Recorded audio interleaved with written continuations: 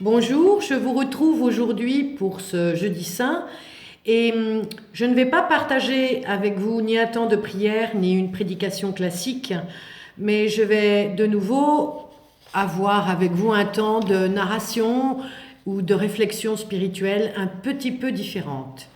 Le texte aujourd'hui sera sur le lavement des pieds à la chambre haute avec Jésus et les disciples.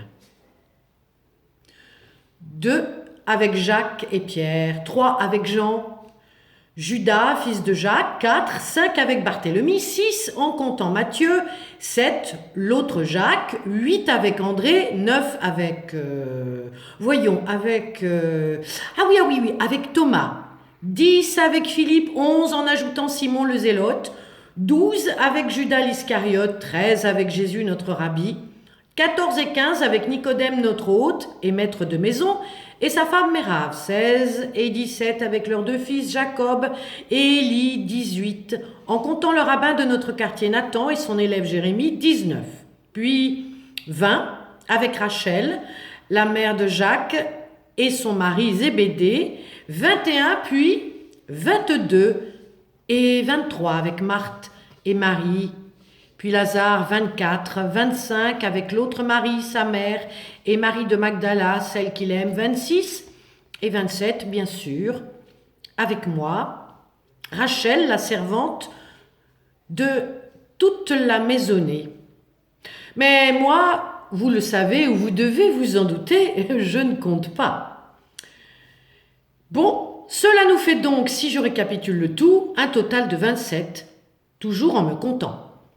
Pourquoi Nicodème, mon maître, ne m'a-t-il pas donné une liste comme celle que je tiens dans les mains qui ne compte que 13 convives? Alors que moi, quand je fais le tour de la table et que je regarde les plats et les plateaux et les assiettes posées, je vois bien 26 places plus la mienne, 27. Alors, peut-être me suis-je trompée ou peut-être est-ce Nicodème. Donc, je recommence. Une place royale pour Jésus au bout de la table, 12 places réservées pour ses disciples, et cela nous fait déjà 13. Puis il y a Nicodème, mon maître, et les parents proches, ou amis, Nathan, Jérémie, Jacob, Élie, Zébédée et Lazare. Nous y sommes, 20 personnes. Je ne comprends pas pourquoi il ne compte que 13 personnes si déjà, moi, j'ai 20 hommes autour de la table. Et puis, il a oublié de noter Marie, la mère de Jésus, et Marie de Magdala, et Mérave, son épouse, ainsi que Marthe et Marie, les cousines, et Rachel, et moi. Nous tout ensemble, les 7 réunis, nous sommes les femmes. Il a oublié de placer les femmes, et avec elles, moi, et c'est ainsi que nous sommes bel et bien 27, hommes et femmes, autour et avec Jésus. Où est-ce que je vais les mettre, moi? Dans la cour? Sur la terrasse? Il a prévu une salle trop petite. Il y a bien pour 13 personnes, mais il n'y a pas pour 27. Il ne pensa à rien, mon maître, Nicodème. Il n'y a vraiment pas assez de place et il va falloir que je trouve une solution. Quoi, Rachel? Oui, je suis là, maître. Comment voulez-vous les asseoir autour de cette table? Mais non, Nicodème. Mais non, maître, ils ne sont pas 13. Ils sont 26. Et oui, avec les femmes incluses, vous n'allez pas les asseoir ailleurs tout de même. Pas pour le repas. Ce soir, dans la chambre haute autour de Jésus, nous faisons exception, nous l'avons dit, Nicodème, nous l'avons dit. Et la 27e place, c'est moi. Il faut bien que je mange quelque part, même si c'est dans l'embrasure de la porte ou derrière un paravent. Il faut que je sois là. Vous devez donc me compter, parce qu'en cuisine, ils vont préparer 27 plats. Comment ça? Vous parlez de la tradition. Mais de quelle tradition me parlez-vous? Chez nous et chez vous, on a toujours mis tout le monde autour de la table. Oui, je sais que, en général, le maître, il a ses disciples et dans une autre pièce, on met les amis et puis les femmes encore dans une autre. Mais ici, nous n'avons pas 3 pièces, Nicodème. Nous n'en avons qu'une et il va bien falloir, comme d'habitude, mettre tout le monde autour de cette table. Oh là là là là là là là là. Vraiment, qu'est-ce que l'on peut bien faire? Je ne comprends pas ce que nous pouvons faire, Nicodème, à part mettre 27 plats et se serrer les uns à côté des autres. Oui, je comprends que dans les chroniques, vous devrez envoyer le rapport de ce repas. Oui, je comprends que vous devrez marquer le nom des gens avec le maître et oublier ceux qui l'entouraient. Mais néanmoins, moi je ne vais pas aller ni être inscrite dans les chroniques. Et mon prénom ne figurera pas plus que celui de Marthe et Marie, de Rachel et des autres femmes, y compris de votre épouse Mérave. Alors, que vais-je faire ? Puisque nous n'irons pas dans les chroniques et puisque nous ne serons pas mentionnés, je vais quand même, mon cher Nicodème, installer une table pour 26 personnes et la mienne tout à côté. C'est bien ce que je vous disais, maître. Nous sommes bien 27, moi inclus, et non 13, comme vous le voulez que ce soit dans les textes et les chroniques.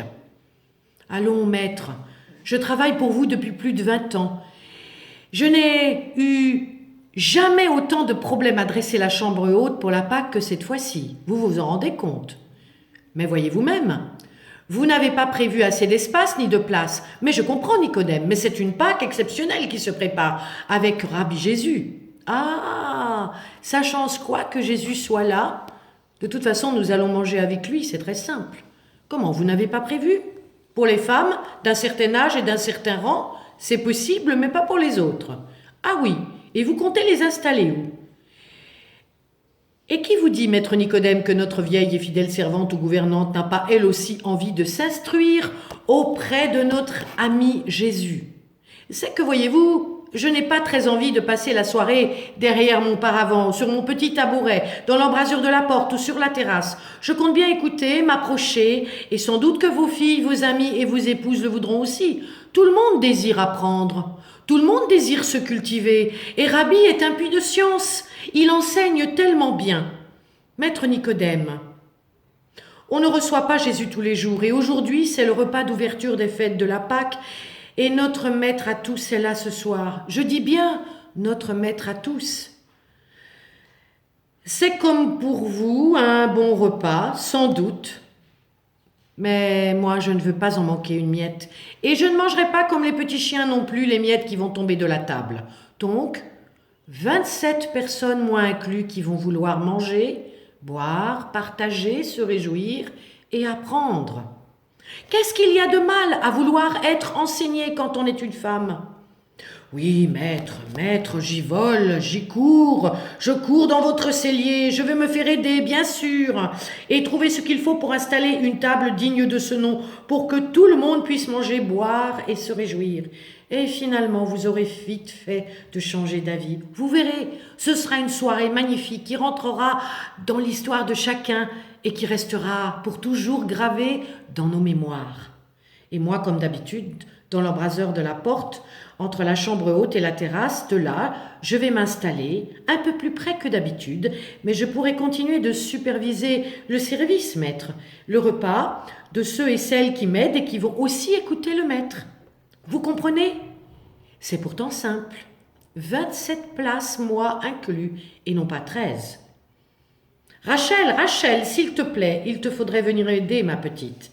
Ils ne sont que 13 pour l'histoire, mais il faut préparer quand même en cuisine et tu devras le leur dire 27 plats, moi inclus.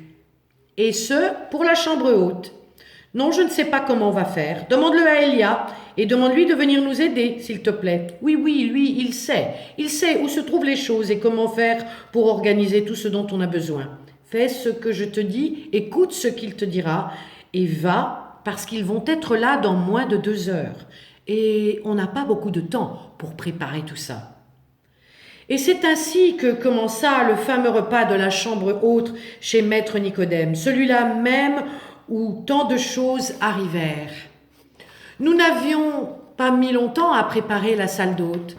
La nuit était presque tombée sur la ville et peu à peu, les brouhahas s'estompaient. Enfin Jésus arriva avec ses 12 disciples. Tout le monde les attendait, y compris les amis les plus proches et sa mère qui avait fait le voyage pour voir ses fils et passer la Pâque avec eux. On se salua, on s'embrassa, on a ri, on a pleuré. Enfin tout le monde, au bout d'un long moment quelque peu chaotique, trouva une place autour de la table. Et moi aussi. Ainsi le service pouvait commander. Et en claquant des doigts, je pouvais diriger le service, faire silence pour que le maître puisse parler. Un à un, on apporta les plats, mais avant cela, il y eut comme un grand silence, un malaise. Une fois que tout fut posé sur la table, que j'avais retrouvé ma place près de la porte, derrière, ou plutôt à côté du paravent, presque à l'abri de regard, de là où je pouvais, comme je vous l'ai dit, superviser le tout, sans que l'on me voie, et comme me l'avait demandé le maître Nicodème, je m'aperçus que Jésus s'était levé de table. Il avait ôté sa tunique, il l'avait enroulée autour de ses reins. Il avait attrapé la jarre et le plat pour ses ablutions et se mit à œuvrer de laver les mains et les pieds, pour commencer, de ses disciples, ainsi que des hôtes et des hommes présents. Du jamais vu chez Nicodème, un maître qui prend la place d'un serviteur. Ce dernier fut quelque peu déstabilisé quand Jésus lui demanda de se joindre aux autres hommes. Et conscieusement, tout en chantant et tout en priant, Jésus lava les mains et les pieds de tout le monde, de Nicodème aussi. Bien sûr, pas pour les femmes. Il proposa pour ce faire que l'une d'entre elles, une femme lettrée et sage, le fasse avec lui, Marie de Magdala. Je ne vous dis pas la scène. Le silence régnait dans la chambre haute. L'émotion était à son comble, palpable. Moi, un petit peu à l'écart, j'observais la scène, quand soudain, Jésus se leva à nouveau, puis s'avança vers moi. Il m'invita à venir m'asseoir au milieu d'eux, juste au centre. Il approcha de mes pieds la jarre et la vasque bleue remplie d'eau. Il défit mes sandales sans rien dire. Le silence était retombé sur la salle. On aurait entendu les mouches voler. Il commença à me laver les pieds et moi, Rachel, la servante de maître Nicodème, je ne savais que faire, que dire ni comment réagir. J'étais bouleversée. Je ne sais pas si vous pouvez vous imaginer le spectacle qui se tenait là, sous leurs yeux, ce soir-là. Un homme de son rang, Jésus, un rabbi, un maître qui se courbe devant moi, une servante du reste d'âge mûr, Rachel, mais non moins habituée à de longues journées pour la servir à son tour. C'était, on vous dira, impensable, de la provocation. Jésus ne semblait absolument pas troublé par le geste incongru qu'il venait d'accomplir.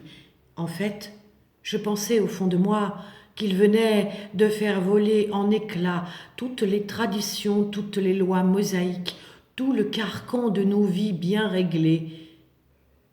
Bien sûr, je le sais, jamais personne ne parlera dans les chroniques ou dans aucun texte que la 27e personne à qui on lava les pieds, c'était bien moi. Si je n'avais jamais intéressé personne, ce soir-là, à ce moment précis où Jésus s'était mis à genoux à mes pieds, je pensais qu'il avait envisagé ma valeur, qu'il l'avait reconnue, qu'il l'avait vue. Non seulement il l'avait vue, mais il me voyait, moi, tout entière.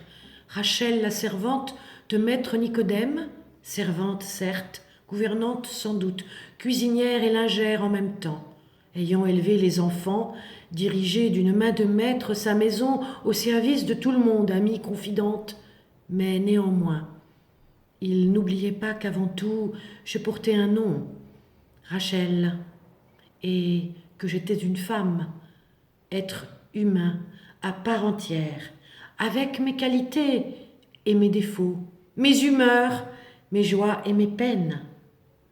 J'étais prise en compte pour la première fois de ma vie, on me voyait. Et, comme tous les autres, dans la chambre haute, ce jour-là, ce soir-là, avec eux, je me sentais aimée et sauvée de ma condition de servitude de femme pour un service bien meilleur dans un monde qui ne serait plus jamais le même.